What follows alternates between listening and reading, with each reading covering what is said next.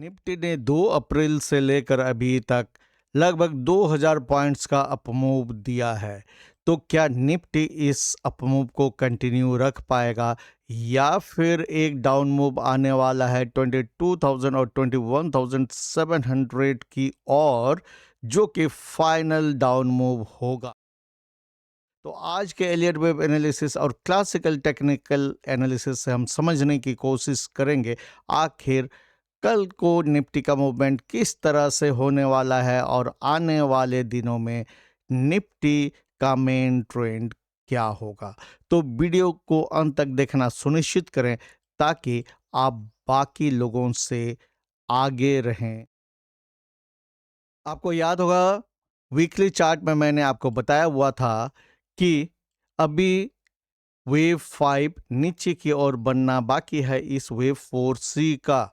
और ये आप देख रहे हैं सितंबर 2024 के बाद से जो करेक्शन हुआ है निफ्टी में, ये एक फ्लैट करेक्शन है।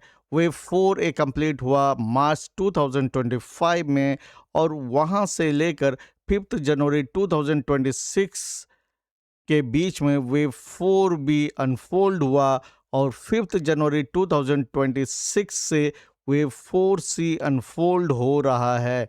हमने 30 मिनट चार्ट में एक संभावना देखा था कि ये 2 अप्रैल को डाउन मूव खत्म हो चुका है। हालांकि वीकली चार्ट में क्लियर है कि वेव 3 वहाँ कंप्लीट हुआ है। उसके बाद जो बाउंस है वो वीकली चार्ट के हिसाब से वेव 4 है, सब वेव 4 ऑफ दिस 4C है।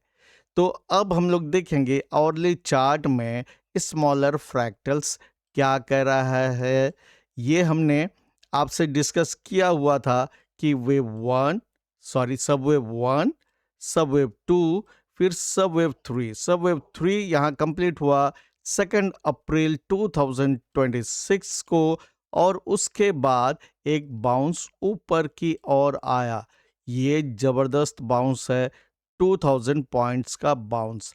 अगर ये सही है, जो हम लोग इसको वेव 4 बोल रहे हैं, थोड़ा सा इसमें बार बार ये सवाल उठता है क्या इस तरह का बाउंस वेव 4 में देखने को मिलेगा। तो इसके फ्रैक्टल्स को देखिए, ये वेव ए इस तरह से बनना चाहिए, वेव 4 है तो ABC, ये ए है, यहाँ बी है और इसके बाद जो वेव सी है ये फिर अपने 5 सबवेव्स बना रहा है। Wave subwave 1, subwave 2, subwave 3 and subwave 4 और ये सबवेव 5। तो क्या ये सबवेव 5 कंप्लीट हो चुका है और यहाँ इस 4C का फ्रैक्टल 4 यहाँ कंप्लीट हुआ है या नहीं। इसको हमने फिबोनाची रिट्रेसमेंट टूल लगाया हुआ था जिसमें 38.2% फिबोनाची रिट्रेसमेंट लेवल 23,768 का निकल के आया। अभी मार्केट इसके ऊपर है और 50% फिबोनाची रिट्रेसमेंट लेवल इज 24,258। यानी ये अभी भी ये नहीं कह सकते हैं कंफर्म कि ये रिवर्सल है। जब तक कि देखिए ये 61.8% फिबोनाची रिट्रेसमेंट लेवल के ऊपर नहीं टिकता है, तब तक मान के चलते हैं ये एक बाउंस मात्र है इस वेव 4C का। तो 61.8% लेवल इज 24,748। तो यहाँ मुझे लग रहा है कि ये देखिए यहाँ पर स्मॉलर सबवेव 5 जो है यहाँ लगभग कंप्लीशन में है। अगर इसको बहुत ज़्यादा जाना होगा तो 24,258 तक ही जाएगा। उसके बाद ये जो नीचे की ओर फ्रैक्टल 5 का फॉर्मेशन शुरू होगा तो मार्केट को फिर 22,000 से लेकर 21,700 की ओर पुल डाउन करेगा। अगर हम लोगों ने जो वीकली चार्ट में एलियर वेव एनालिसिस किया है वो सही है और आवरली चार्ट में कोशिश कर रहा हूं स्मॉलर फ्रैक्टल्स को डिकोड करने का। इसके बाद अभी आते हैं 15 मिनट चार्ट में, देखने की कोशिश करते हैं क्लासिकल टेक्निकल एनालिसिस में क्या दिख रहा है हमें। ये है 15 मिनट चार्ट ऑफ निफ्टी जिसमें मैंने RSI लगाया है और ये प्राइस देखिए, प्राइस ने यहाँ बनाया higher high and at the same time RSI बना रहा है lower high. This is regular bearish divergence. आप सभी लोग अच्छी तरह से वाकिफ हैं इस फिनोमिनन से, रेगुलर बियरिश डाइवर्जेंस से। और इम्पॉर्टेंट बात यह है यहाँ पर ध्यान देने की बात कि यहाँ पे एक गैप है जो अभी भी खुला पड़ा हुआ है। यूजुअली मार्केट इतना बड़ा गैप खुला नहीं छोड़ता है। अब हमें ये देखना है कि ये गैप भरेगा या नहीं। तो बहुत ज़्यादा चांसेस है ये गैप भरना चाहिए क्योंकि यहाँ पर बियरिश डाइवर्जेंस है। तो इसमें ट्रिक ये है, अभी हम लोगों ने कई बार देखा इस तरह का कि क्या मार्केट इसको रेस्पेक्ट करता है या नहीं।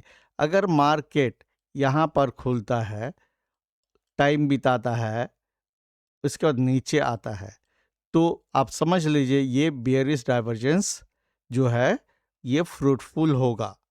या फिर गैप डाउन खुलता है और नीचे ही रह जाता है, तब भी ये गैप भरेगा। और इसका मतलब ये है कि निफ्टी वेव 4C का फाइनल सब वेव 5 बनाने के लिए नीचे जाना चाहता है, जो कि मार्केट को फिर 22,000 की ओर ले जाएगा। लेकिन अगर मान लीजिए यहाँ गैप अप खुलता है और ग्रीन कैंडल बनता है और ऊपर ही जाता है, तो फिर हमें जो 30 मिनट चार्ट में हमने पहले एनालिसिस किया था कि मार्केट में रिवर्सल हो चुका है, उसको मानना होगा। अभी मार्केट बहुत तरह के परेशानियों से गुजर रहा है। ट्रम्प अंकल कब क्या कहेंगे, ईरान वार में कब कौन क्या कर रहा है, उस पर भी बहुत फैक्टर काम कर रहा है। तो इसलिए आपको सभी चीज को ध्यान में रखना है। मार्केट खुलने के साथ आंख मूंद के ट्रेड नहीं करना है। मेरा काम है चार्ट का एनालिसिस करना। आप उसे कैसे हैंडल कर सकते हैं ये आप पर निर्भर करता है। याद रहे, मैं हमेशा कहता हूँ कि ट्रेडिंग में रिस्क मैनेजमेंट बहुत ज़रूरी है, स्पेशली ऐसे समय में। Without risk management never trade. अगर आपको इंट्राडे ट्रेड या पोजिशनल ट्रेड या किसी भी तरह के ट्रेड में महारत हासिल नहीं है, अगर आप रिस्क मैनेजमेंट नहीं कर सकते हैं, तो please stay away from active trading. समय आने पर थोड़ा थोड़ा बाय करना शुरू कीजिए। अगर आपको 22,000 दिखता है निफ्टी में, तो थोड़ा थोड़ा करके you can start nibbling for your long term investment purpose. तो उम्मीद है आज का वीडियो आपको समझ में आया होगा और मार्केट के ट्रेंड को समझने में आपको मदद मिली होगी। अगर ऐसा है तो please do like and share the video. Those who have not subscribed my channel, make sure you subscribe the channel and press the bell icon so that आपको समय में नोटिफिकेशन मिल जाए और स्टॉक मार्केट लर्निंग में आपको मदद मिले। मिलते हैं नेक्स्ट वीडियो में, तब तक के लिए कीप लर्निंग।